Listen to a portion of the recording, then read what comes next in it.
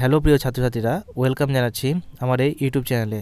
তোমাদের সামনে নিয়ে চলে এলাম নতুন একটি সাজেশন ভিডিও নিয়ে। তোমরা যারা গৌড়বঙ্গ ইউনিভার্সিটির অধীনে 2024-এ বিএ ফিফথ সেমিস্টারে পড়ছো, তোমাদের বাংলা জেনারেল ডিএসি 1A এর সাজেশন নিয়ে থাকছে কিন্তু আজকের এই ভিডিওটি। তাই এই ভিডিওটি তোমরা গুরুত্ব সহকারে দেখবে।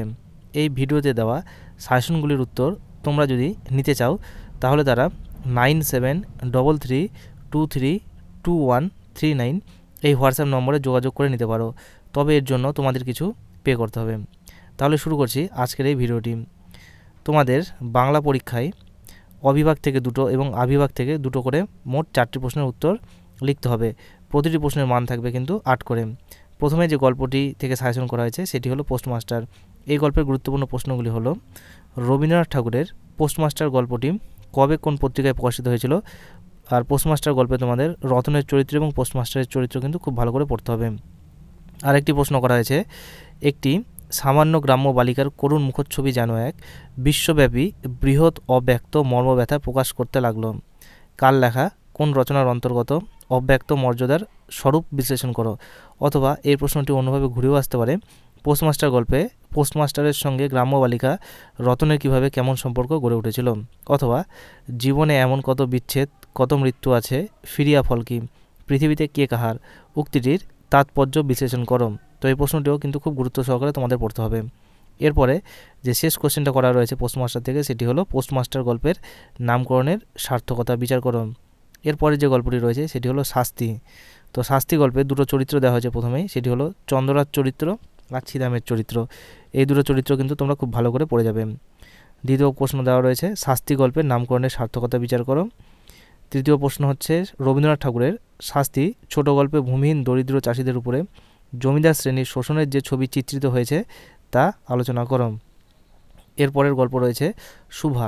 শুভা থেকে প্রথম যে প্রশ্নটি রয়েছে, শুভা গল্পে মুখকন্যা শুভার প্রকৃতি ও মনুষ্যতর প্রাণীর সঙ্গে একাত্মতার যে ছবি পরিস্ফুট হয়েছে তা নিজের ভাষায় আলোচনা করো। অথবা রবীন্দ্রনাথ শুভা গল্পের মধ্যে প্রকৃতি অঙ্গাঙ্গিভাবে জড়িত যে বলেছে এই কথাটি তোমরা আলোচনা করো। এরপরের প্রশ্ন, রবীন্দ্রনাথ ঠাকুরের শুভা গল্পে শুভা চরিত্রটি সম্পর্কে লেখো। অথবা রবীন্দ্রনাথ ঠাকুরের শুভা গল্পে শুভা চরিত্রের মধ্যে যে অন্তর্বেদনা ফুটিয়ে তুলেছেন তা নিজের ভাষায় লেখো। গতবার কিন্তু তোমাদের শাস্তি এবং শুভা থেকে কোনো প্রশ্ন আসেনি, সেই জন্য এই দুটো গল্প থেকে কিন্তু এবার প্রশ্ন আসতে চলেছে। সেই জন্য তোমরা এই দুটো গল্প কিন্তু খুব ভালো করে পড়বে। এরপরের প্রশ্ন রয়েছে ছুটি গল্প থেকে। তো ছুটি গল্পের যে প্রথম প্রশ্নটি রয়েছে সেটি হলো ছুটি গল্পের নামকরণের সার্থকতা আলোচনা করো।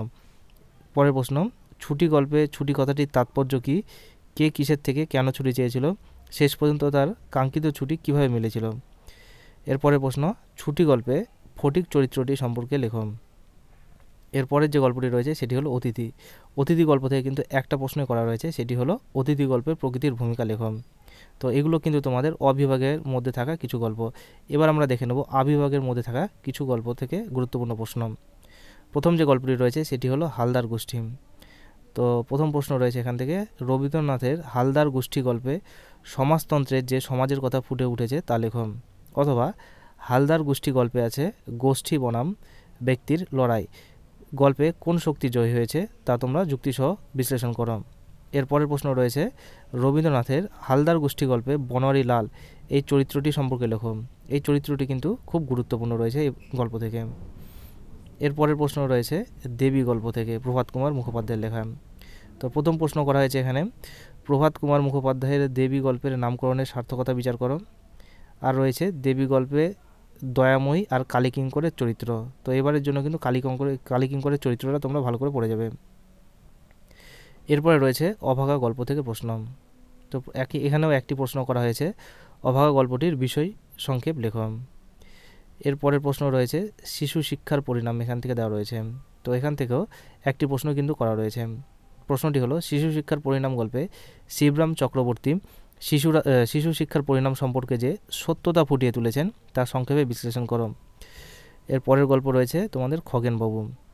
প্রথম প্রশ্ন রয়েছে এখান থেকে, খগেনবাবু গল্পে নারী মনের অনুসন্ধান বা জুই চরিত্রটি সম্পর্কে আলোচনা করো। আর রয়েছে কি শীর্ষেন্দু মুখোপাধ্যায়ের আত্মজীবনী সম্পর্কে লেখো। এখান থেকে কিন্তু এই দুটো প্রশ্নই করা হয়েছে। এর পরের গল্প রয়েছে তাসের ঘর। তো প্রথম প্রশ্ন রয়েছে তাসের ঘর গল্পটির নামকরণের সার্থকতা আলোচনা করো। আরেকটি প্রশ্ন করা হয়েছে এখান থেকে, তাসের ঘর গল্পে মমতা চরিত্রটি সম্পর্কে লেখো। তাহলে এই ছিল তোমাদের বিএ ফিফথ সেমিস্টারের বাংলা জেনারেল ডিএসি 1A এর সাজেশন। যদি ভিডিওটি তোমাদের ভালো লেগে থাকে তাহলে ভিডিওটিতে একটি লাইক, চ্যানেলে নতুন হয়ে থাকলে চ্যানেলটি সাবস্ক্রাইব করে পাশে থাকা বেল আইকন ক্লিক করে দিও পরবর্তী আপডেটগুলো নোটিফিকেশন আকারে পাওয়ার জন্য। আর যারা চ্যানেলটি সাবস্ক্রাইব করেছো তাদেরকে জানাই অসংখ্য ধন্যবাদ।